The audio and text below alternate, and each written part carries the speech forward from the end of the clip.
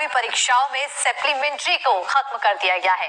अब परीक्षाएं साल में 2 बार फरवरी और जुलाई में 2 वार्षिक परीक्षाएं आयोजित की जाएंगी और इसी के आधार पर वार्षिक परीक्षा के नतीजे। नमस्कार, इस वक्त की सबसे बड़ी और अहम खबर निकल के सामने आ रही। इस बार अगर आप 10वीं और 12वीं बोर्ड परीक्षा देने जा रहे छात्र छात्राएं हैं या फिर उनके अभिभावक है या फिर शिक्षक है, तो आप सभी के लिए बड़ी महत्वपूर्ण जानकारी शिक्षा मंत्रालय के ऑफिस से निकल के सामने आ रही। अभी तक बोर्ड परीक्षाओं में आपने देखा होगा केवल एक ही बार बोर्ड परीक्षाओं का आयोजन होता है और जो छात्र फेल हो जाते थे उन्हें जुलाई महीने में आयोजित होने वाली सप्लीमेंट्री एग्जाम देने का मौका मिलता था, जिसकी फीस पर सब्जेक्ट 350 रुपए होती थी। लेकिन अब राष्ट्रीय शिक्षा नीति 2025 के तहत इस मैटर में भी काफी बड़ा बदलाव किया गया और सरकार की तरफ से बड़ा फैसला ले लिया गया। सरकार ने छात्रों के हितों को ध्यान में रखते हुए सप्लीमेंट्री एग्जाम जो कि जुलाई महीनों में आयोजित होता था, काफी सारे ऐसे छात्र थे जो एक विषय में या फिर अन्य विषयों में फेल हो जाते थे या फिर उनके कम नंबर आ जाते थे, तो उन्हें जुलाई महीने में आयोजित होने वाली सप्लीमेंट्री एग्जाम में बैठने का मौका मिलता था। अब उसे खत्म कर दिया गया और सरकार की तरफ से नई शिक्षा नीति के तहत ये बताया गया कि